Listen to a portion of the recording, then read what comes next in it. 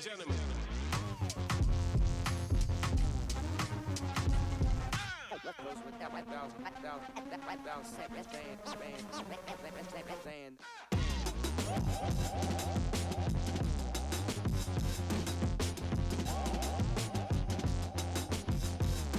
Evening friend, Himalayan stock Gurukul में आप लोगों का स्वागत है। आज 9th ऑफ दिसंबर। तो evening wrap up of Indian stock market by Himalayan stock Gurukul, आज इसको हम स्टडी करेंगे यहाँ पे। तो देखिए आज स्टॉक मार्केट में क्या रहा है। Nifty 50 lost 58.80 point, approximately one fourth जो है वो फॉल किया है निफ्टी ने। और इस फॉल के रीजंस क्या रहे हैं, इसके जो मेन रीजंस हैं आज उनको हम डिस्कस करेंगे कि ये जो म्यूटेड रिस्पॉन्स है इसके पीछे कारण क्या है। तो आप यहाँ पे देखिए, ओपन होता है 24,633 के आसपास और हाई जाता है 705। ग्रीन का मीनिंग क्या है? ग्रीन का मीनिंग है कि ये ओपन से ऊपर गया स्टॉक, लेकिन लास्ट में एट द एंड, जो अंत भला तो सब भला, तो अंत में आके इसने क्या किया? Decrease, it decline.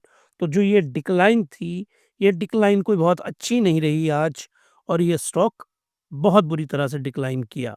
ये देखिए आप, दिस इज निफ्टी 50। इसको 50 क्यों बोलते हैं? क्योंकि इसमें 50 स्टॉक्स हैं। तो डिक्लाइन कितना हुआ आज? 3030, एडवांसेस 19, अनचेंज्ड 1। तो देखिए मॉर्निंग से ये ऊपर गया, ये है वो पॉइंट जहां पे 24,705 रहा। उसके बाद फॉल, हल्का सा इंक्रीज, कंसोलिडेट, फॉल, हल्का सा ऊपर, फॉल, ऊपर, फिर फॉल, हल्का सा फिर फॉल। तो इसकी अगर आप रेंज देखेंगे तो ये डाउनवर्ड, इसको क्या बोलेंगे हम? डाउनवर्ड स्लोपिंग आज ये रही। तो क्या कारण रहे निफ्टी 50 के डिक्रीज होने के, उसको हम स्टडी करेंगे। यही सेम बिहेवियर किसके साथ हुआ? सेंसेक्स के साथ हुआ। सेंसेक्स भी अप्रोक्सीमेटली क्या exactly one fourth of a percentage point decrease किया है। और सिमिलर बिहेवियर है यहाँ पे देखिए आप, बीएससी का भी। बीएससी भी उसी पाथ में ऊपर, फिर नीचे, फिर नीचे, फिर नीचे, थोड़ा सा ऊपर और नीचे करके बंद होता है। रीजंस क्या थे दोनों आज? ये देखिए, एक कॉन्सेप्ट है नैरो रेंज। तो मैंने आपको बोला था कि हर रोज हम कोई ना कोई कॉन्सेप्ट जरूर स्टडी करेंगे। नैरो रेंज, नैरो रेंज क्या होती है? नैरो रेंज, नैरो रेंज आपको कोई और मैप दिखाने की जरूरत ही नहीं है। ये देखिए आप, ये जो रेंज है, ये रेंज और ये रेंज, इसी के बीच में स्टॉक ऊपर नीचे जाता रहा। नैरो रेंज, और रेंज मीनिंग जिसका क्वांटम कम हो। यहां से यहां तक देखिए, क्वांटम कितना, इसका क्वांटम कितना है? Somewhere around 300 to 400 point. तो जब 81,000 का इंडेक्स हो आपका, तो 300 और 400 पॉइंट क्या होंगे? ऊंट के मुंह में जीरा। तो उसको क्या बोलेंगे हम? Absolutely a narrow range. तो ये नैरो रेंज होती है जहां, और इस नैरो रेंज में स्टॉक कहीं भी नहीं गया। ट्रेडर जो हैं, जो मार्केट में रोज ट्रेडिंग करते हैं, वो बैठे रहे और बैठ के जैसे रात भर उल्लू देखता रहता है ना, उसी तरह वो स्क्रीन को देखते रहे और कुछ नहीं निकला लास्ट में। तो आप लोगों को उल्लू बनना है? बिल्कुल नहीं बनना है। आप लोगों को एक फॉक्स की तरह बहुत लंबी छलांग लगानी है। वो सिर्फ और सिर्फ किसके जरिए लगेगी? इन्वेस्टिंग। तो ओनली जो मेथोडोलॉजी है, making a huge money, money कितना बनाना है आपको? Huge money. तो वो कैसे बनेगा? इन्वेस्टिंग से बनेगा। और इन्वेस्टिंग आप कर पाएंगे जब आपको लर्निंग आएगी, तब आपने इन्वेस्टिंग का सही मतलब समझ पाएंगे। अब रीजन देखते हैं आज के कि ये नैरो रेंज आज दिसंबर 9 को क्यों रही। उसमें इस वीक में 2 की इवेंट होने हैं यहाँ पे। की इवेंट कौन से? एक सीपीआई का डाटा आएगा, सीपीआई का डाटा आएगा यूएसए का, और एक सीपीआई का डाटा आएगा इंडिया का। दोनों डाटा बहुत इम्पोर्टेंट डाटा है ये। और सीपीआई क्या है हमारा? सीपीआई जो है हमारा कंज्यूमर प्राइस इंडेक्स है। ये एक ऐसा कंज्यूमर प्राइस इंडेक्स है जो आपको एग्ज़ैक्टली ये जो सीपीआई है, कंज्यूमर प्राइस इंडेक्स, ये बताएगा आपको कि कॉस्ट ऑफ गुड्स जो आप लोग कंज्यूम करते हैं, दूध हो गया, सब्जी होगी, ब्रेड होगी, जो भी आपकी एसेंशियल कमोडिटीज़ की बास्केट बनती हैं, सीपीआई के किसी दिन कॉन्सेप्ट के ऊपर हम जाएँगे, तो वहाँ कॉन्सेप्ट पे मैं आपको ज़रूर इसको एक्सप्लेन करूँगा। तो उस बास्केट की जो वैल्यू है, जो एसेंशियल गुड्स, जो सुबह आप लोग ब्रेड, अंडा वो लेते हैं, दूध, ये तो दी एसेंशियल आइटम्स हैं, उनका प्राइसेस कितना रहेगा, उसका डाटा अमेरिका में भी आएगा, इंडिया में भी आएगा। और अमेरिका में उसके वहाँ पे कौन रिस्पॉन्ड करने वाला है, उसके बेस के ऊपर रिस्पॉन्ड करेगा वहाँ पे यूएस में फेडरल रिज़र्व, और इंडिया में आरबीआई। तो आरबीआई तो बोल चुका है, और मैं आपको बताऊँगा आज के इस वीडियो में कंज्यूमर प्राइस इंडेक्स, ये जो सीपीआई है, ये नैरो रेंज क्यों है, और कंज्यूमर स्टॉक्स की आज बहुत ज़्यादा धुलाई-पिटाई हुई, वो क्यों हुई, उसका रिलेशन जीडीपी के साथ क्या है, कंज्यूमर प्राइस इंडेक्स का जीडीपी के साथ क्या लिंक है, सीआरआर के साथ क्या लिंक है, ये सारे फैक्टर्स आज हम एक बार फिर से इनको जोड़ेंगे आपस में। The rise in oil prices, ये आप लोगों को मुझे लगता है कि पता हो जाना चाहिए, अगर आप हल्के से भी अवेयर हैं। सीरिया के अंदर सीरिया के अंदर तख्ता पलट दिया गया है। तो जो बसत वहाँ पे रशिया की सपोर्ट से सरकार चला रहे थे, उनको ऊपर एक आईएसआईएस का ग्रुप है, उन्होंने उनको वहाँ से हटा दिया। तो अब क्या हुआ? वो है ना हिंदी की कहावत, एक तो करेला ऊपर से नीम चढ़ा। तो अब जो अगले वाला करेला है ना वहाँ पे, वो नीम से चढ़ा हुआ है। वो उनसे भी बदतर है। तो सीरिया जो एक वक़्त में दुनिया का सबसे खूबसूरत देश हुआ करता था, कट्टरपंथ ने, एक्सट्रीमिज़्म ने उस देश को ऑलमोस्ट ख़त्म कर दिया। कभी अगर मुझे मौका मिला तो इंटरनेशनल रिलेशन पे आपको एट लेंथ हम इस चीज़ को एक्सप्लेन करेंगे। लेकिन वहाँ पे टर्मॉइल हुआ, क्योंकि सीरिया वहाँ वहाँ पे फैक्शन बने हुए हैं। सीरिया के साथ वहाँ पे ईरान है, वहाँ उसके पीछे वहाँ पे कौन है? रशिया है वहाँ पे, जो दूसरा ग्रुप है, और रशिया के पीछे यहाँ पे चाइना है, और दूसरी साइड कौन है? यूएसए है, इज़राइल है, और ये वाली और यूरोपियन यूनियन वाली टीम है। तो ये अपने-अपनी फैक्शंस को सपोर्ट कर रहे हैं, और ये एक लैब बनी हुई है मिडल ईस्ट, जो बड़ी दयनीय स्थिति है। लेकिन उसका सबसे बड़ा फ़र्क किसके ऊपर पड़ रहा है? ऑयल के ऊपर, क्योंकि रशिया इन्वॉल्व्ड है, ईरान इन्वॉल्व है, यूएसए इन्वॉल्व है। तो रशिया के जो ऑयल के सबसे बड़े प्रोड्यूसर हैं, वो सारे यहाँ पे इन्वॉल्व हैं। तो आप देखिएगा ब्रेंट क्रूड के इंडेक्स पे आपको साफ दिखेगा कि किस तरह से प्राइसेज़ इंक्रीज़ हुए हैं। US federal open market committee, उसका डिसीजन आने वाला इंटरेस्ट रेट को लेके, और the very very important date कौन सी है? दैट इज 18, कि 18 तारीख को वहाँ पे पॉवेल जी डिसाइड करेंगे। हालांकि पॉवेल जो कि फेड के चेयरमैन हैं, उनके लिए एक अच्छी खुशखबरी ये आई है कि अमेरिका के जो प्रेसिडेंट इलेक्ट हैं, उन्होंने वहाँ पे ट्रंप जी ने बोला है कि मैं इनको फ़ोर्सफुली रिमूव नहीं करूँगा। पहले उन्होंने अपनी कैंपेन में बोला कि मैं पॉवेल को हटा दूँगा, जब इलेक्शन होती है तो बहुत सारे वादे आप करते हैं। लेकिन अब उन्होंने स्टेटमेंट दी है कि मैं इनको नहीं हटाऊँगा। तो ट्रंप जी का तो अल्लाह ही मालिक है। वो कब क्या बोलें, कब क्या कर दें, अभी तो पूरा स्टॉक मार्केट एन्जॉय कर रहा है ना उसको। यही स्टॉक मार्केट कितनी बुरी तरह से गिरेगा, वो आपको मैं आगे बताऊँगा। उनका एक ट्वीट, वो कब क्या बोल दे ना, किसी को कोई पता नहीं है। तो अब देखें, हालाँकि एनालिस्ट कह रहे हैं कि ट्रंप साहब अब की बार बहुत सोच समझ के बोलेंगे। ये एनालिस्ट का ओपिनियन है, मेरा नहीं। मैं मुख्तलिफ हूँ इससे। मुझे इंसान अपना बेसिक पर्सनैलिटी टाइप कभी नहीं बदलता, और ट्रंप साहब तो बिल्कुल नहीं बदलेंगे। तो उनके ट्वीट उनके बयान आगे चल के दिखाएँगे। अब आइए हम बैंक निफ्टी के ऊपर। बैंक निफ्टी के भी वही हाल रहे। बैंक निफ्टी भी उसी चाल में गया और डिक्रीज़ किया, और बैंक निफ्टी में इन्होंने लास्ट वीक की जो गेन है उसको एक्सटेंड किया, लेकिन किसने किया? फाइनेंशियल सर्विसेज ने। निफ्टी ने नहीं किया। एक फाइनेंशियल सर्विसेज इंडेक्स अलग से होता है, उस इंडेक्स ने गेन किया है, ना कि निफ्टी ने किया है। और रीज़न क्या है कि 4.5 से जो सीआरआर है उसको कर दिया गया है 4, और बैंक्स के हाथ में कितना पैसा आएगा? 1.16 लाख करोड़। देख लीजिए कितना बड़ा पैसा है। तो इसी खुशखबरी में ये हमारा जो लीडर है कौन? एचडीएफसी बैंक, फेडरल बैंक, ये आज इंक्रीज किए हैं, क्योंकि इन्हीं को इसका सबसे बड़ा बेनिफिट होगा। डिक्रीज में एक्सिस बैंक और इंडस बैंक सबसे नीचे। यहाँ देखिए आप, इंडस बैंक लगातार गिर रहा है, कारण वो इंडस को खुद भी नहीं पता है। अब आइए आगे, जो आज की लीड स्टोरी है, जो कॉन्सेप्ट मैं यहाँ आपको समझाना चाहता हूँ।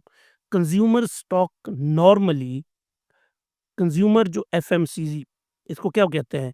Fast moving consumer goods. FMCG को एक सेफ कंजर्वेटिव कंजर्वेटिव हेवन बोला जाता है, हेवन।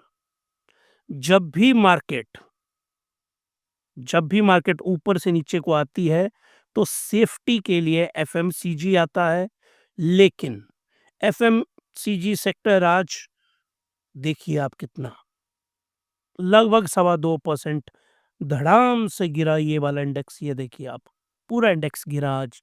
कारण क्या रहे? कारण इसके ये रहे कि ये देखिए जीडीपी का डाटा कितना आया था? 5.4। और जीडीपी का ग्रोथ में उन्होंने क्या बोला था? मैन्युफैक्चरिंग की ग्रोथ बहुत ही कम हुई है।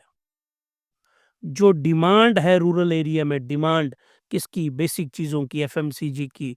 साबुन हो गया, तेल हो गया, ब्रश हो गया, कपड़े हो गए। अगर मार्केट बहुत अच्छा करती है, अगर सिस्टम के अंदर पैसा रहेगा, हमारी जीडीपी इंक्रीज करेगी, तो लोग ज़्यादा डिस्पोजेबल इनकम करते हैं, ज़्यादा पैसा खर्च करते हैं। लेकिन ये जो है, ये 2% से डिक्रीज किया, मीनिंग लोग पैसा नहीं खर्च कर रहे हैं, मीनिंग इकोनॉमी की हालत ठीक नहीं है। अब स्टॉक मार्केट अलग ही दुनिया में है, वो हाईएस्ट क्लस्टर के ऊपर है।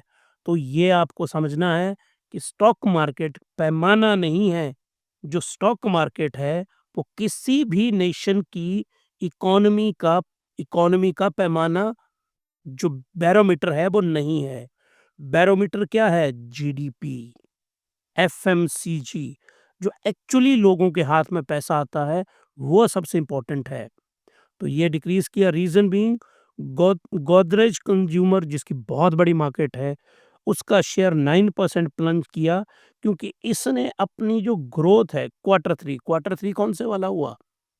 सोचिए कौन से वाला हुआ? ये वाला क्वार्टर थ्री हुआ आपका नवंबर, दिसंबर, जनवरी। क्वार्टर थ्री में आया आपके नवंबर, दिसंबर और जनवरी। नवंबर, और सॉरी, इसमें आया आपका अक्टूबर, नवंबर और दिसंबर। ये आपके 3 मंथ जो हैं, इसको इन्होंने क्या बोला? Single digit sale growth, mid single digit, meaning 5 से 6%। 5 से 6% कोई कंपनी ग्रोथ कर रही है, अब तो वो क्या कर रही है? आपने ₹100 दिया उसको, वो कंपनी 5 से 6 रुपए आपको परसेंट साल का कमा के दे रही है। तो मीनिंग ग्रोथ ही नहीं है। और ग्रोथ क्यों नहीं है? क्योंकि वो वहाँ पे फील्ड में क्या नहीं है? डिमांड नहीं है। और इससे आज यहाँ पे मैं आपको बताना चाहता हूँ, यहाँ पे आगे चल के मैं एक इंडेक्स पे आपको समझाना चाहता हूँ। वो जो आज यहाँ पे यहाँ पे आइए आप।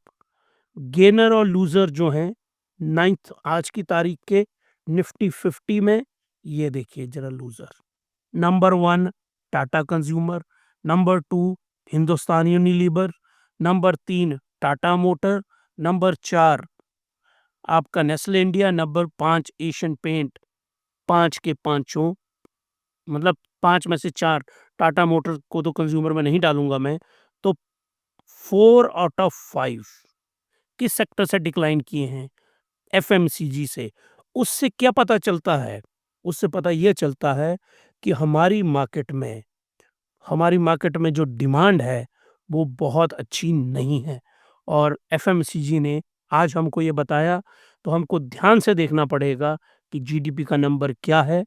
तो इसीलिए मैं आपको कहता हूँ, चीज़ों को समझिए और फिर उनको इंटरलिंक करिए, फिर आप इन्वेस्टमेंट करिए। आज मैं आगे चल के आपको बताऊँगा, 2 स्टॉक जो आज सुबह मैंने पोस्ट किए थे, शॉर्ट वीडियोज़ हमने पोस्ट किए थे।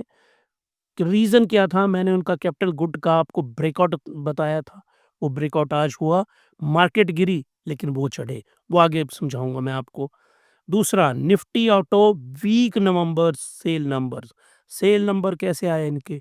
बहुत ही कमज़ोर और पूरा इंडेक्स डाउनवर्ड स्लोपिंग। ये देखिए आप 0.8% शेड किया और figure reveals decline in passenger और कमर्शियल व्हीकल और सारे ही एक लाइन में वो है था ना कि सारे घर के बदल डालूंगा। हुंडई भी डाउन, टाटा भी डाउन, मारुति भी डाउन, महिंद्रा भी डाउन। तो यही लीडर है हमारे यहाँ। ये सारे के सारे आज डाउन हुए क्योंकि इनके नंबर किसी के भी अच्छे नहीं आए। नवंबर सेल के नंबर गिरे हैं बहुत ज़्यादा और याद रखिए आप, अक्टूबर, नवंबर, दिसंबर गाड़ियों के लिए बहुत अच्छा क्वार्टर माना जाता है। जो व्हीकल्स होते हैं, अगर वहीं पे नेगेटिव नंबर हैं, तो पूरे साल की एवरेज क्या होगी? तो कोई बहुत अच्छा भविष्य इनका फिलहाल तो नज़र नहीं आ रहा है। अब मॉर्निंग में हमने बात की थी लार्सन एंड टूब्रो स्टॉक की। 2% इंक्रीज़ किया ये। एक तो ट्रिब्यूनल की रूलिंग आई इनकी फ़ेवर में, ये देखिए आप, मॉर्निंग यहाँ से सीधा इंक्रीज़ हुआ ये। और लार्सन एंड, ये जो मैंने वीडियो है, इसने एक डायमंड पैटर्न उससे ब्रेकआउट दिया है, ब्रेकआउट। यहाँ से ब्रेकआउट दिया और इसके बाद इस स्टॉक ने ऊपर जाना है। आप इसको फ़ॉलो करते रहिए कि ये किस तरह से ऊपर जाएगा और बहुत ही शानदार स्टॉक है। It's a diamond stock in Nifty 50। आप इस वीडियो को ज़रूर देखिएगा, लिंक मैंने नीचे डिस्क्रिप्शन बॉक्स में दिया है। इस वाले पर्टिकुलर वीडियो को आप बहुत अच्छी तरह से देखिए, जो मॉर्निंग में ही a strong base formation in 24 led to upside breakdown in Larsen and Toubro BSC capital good ratio chart. ये जो रेशो चार्ट है ना, रेशो चार्ट, ये मैंने एक्सप्लेन किया है आपको, आप ज़रूर इसको देखिए। सीएट इसने सर्च किया और कितना, 8%, कमाल कर दिया इसने। और क्यों? क्योंकि काम्सो ब्रांड के ऑफ रोड जो टायर्स हैं, किसके? मिशलिन ग्रुप के, दुनिया के जो बहुत बड़े ग्रुप्स में से एक है, उसको बाई किया सीएट ने। और इसका जो स्टॉक है वो बहुत ज़बरदस्त तरीके से इंक्रीज़ हुआ। और ये देखिए आप, इस वीडियो में मैंने ये इस एक्विजिशन के बारे में मॉर्निंग में ही बता दिया था। तो मैं आपको नहीं बोल रहा हूँ कि आप ट्रेडिंग करिए, कि मैंने सुबह बताया स्टॉक चढ़ेगा और फिर आप बेचिए, नो। मैंने कॉन्सेप्ट को समझा कि ये कॉन्सेप्ट है और इसमें कुछ अच्छा हो सकता है। शाम को देखिए आप, बिल्कुल वैसा ही हुआ दोनों स्टॉक्स में। तो ये कोई गैम्बलिंग नहीं है, कोई तुक्का नहीं है, कोई फालतू का गेस नहीं है।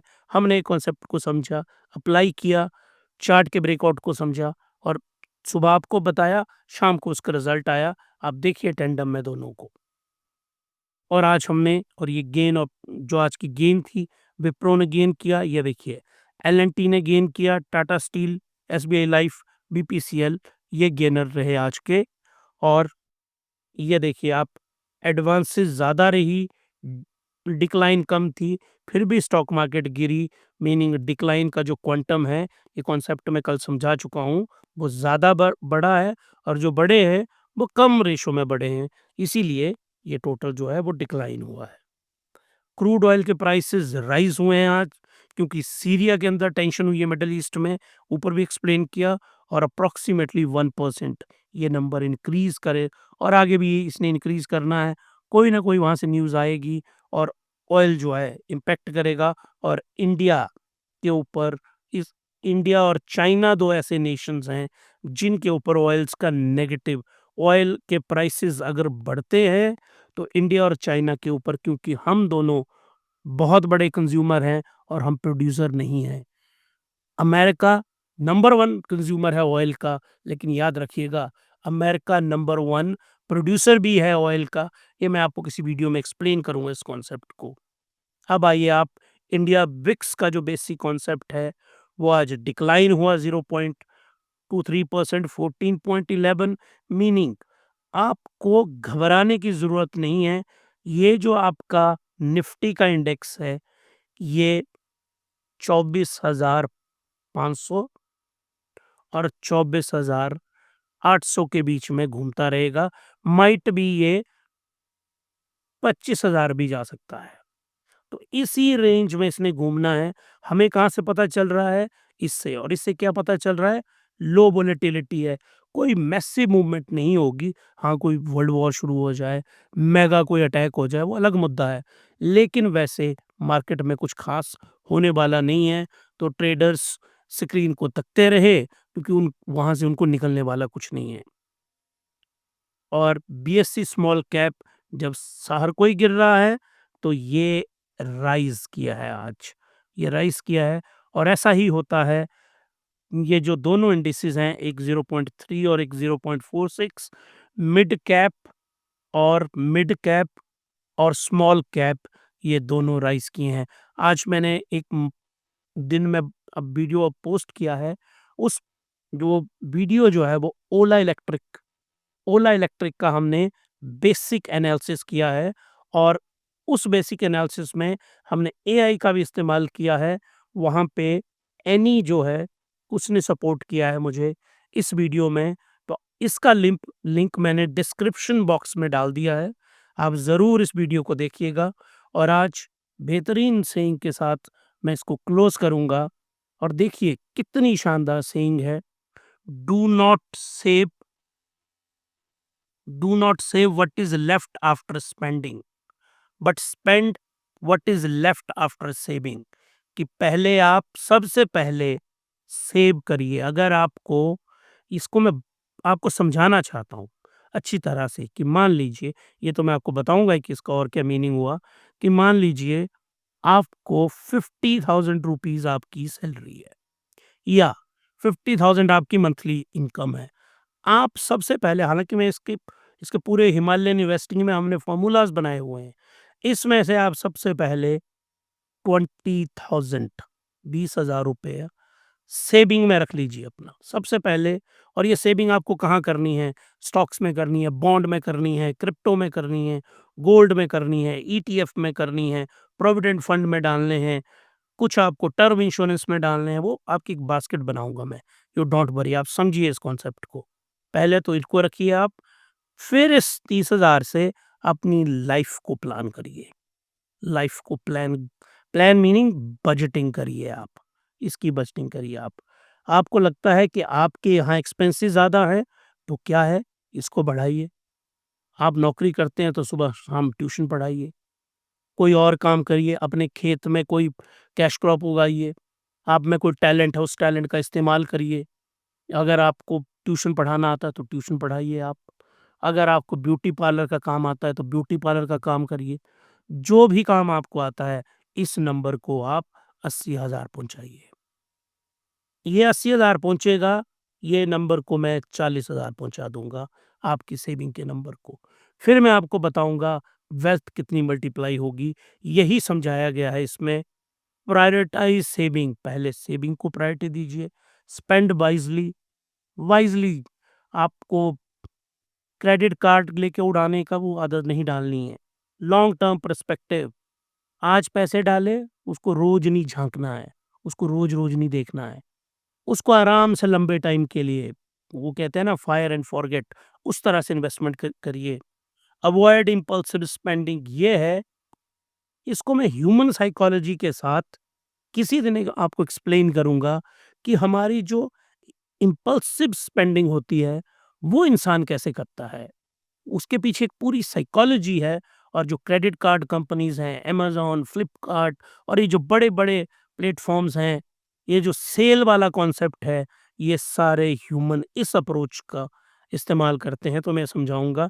तो आपको इम्पल्सिव स्पेंडिंग नहीं करनी है, जो ज़रूरत है वो खरीदना है, अच्छा खरीदना है, कम खरीदो, अच्छा खरीदो। फाइनेंशियल सिक्योरिटी आपको प्रायोरिटाइज़ करनी है कि मेरे बच्चे की एजुकेशन है, तो पहली सेविंग वहाँ के लिए। कोई मेडिकल प्रॉब्लम है फैमिली में, वहाँ पे उस मतलब एजुकेशन से भी पहले हेल्थ, फिर उसके बाद एजुकेशन।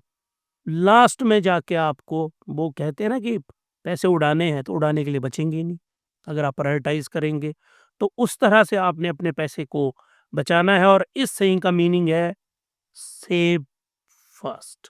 पहले सेविंग करनी है, और उस सेविंग को अगर आप 4 से 6% के रिटर्न में कहीं इन्वेस्ट करेंगे, तो इससे अच्छा सेव ही ना करें उसको। आपको मिनिमम इन्फ्लेशन को एडजस्ट करके 12 से 15% का रिटर्न लेना है एनुअल, और कितने सालों के लिए? कम से कम 20 से 25 सालों के लिए। फिर मैं आपको बताऊँगा आपकी वेल्थ कितनी बनेगी। तो ये जो बहुत ही अच्छी वॉरेन बफेट की कोट है, prioritise your saving, saving first. अगर आपको ये वीडियो अच्छा लगा, लाइक करिए, शेयर करिए, सब्सक्राइब करिए, और दी मोस्ट इम्पोर्टेंट, कमेंट करिए आप। आप बताइए कौन-सी चीज़ आपको नहीं समझ आई, कौन-सी चीज़ अच्छी नहीं है, हम उसमें ज़रूर सुधार करेंगे। और हिमालयन स्टॉक गुरुकुल के साथ आप जुड़े हैं, उसके लिए आपका धन्यवाद। और आज ओला इलेक्ट्रिक मोबिलिटी के ऊपर मैंने बहुत शानदार वीडियो बनाया हुआ है। इस डिस्क्रिप्शन बॉक्स में है उसका लिंक, आप ज़रूर उस वीडियो को भी देखिए।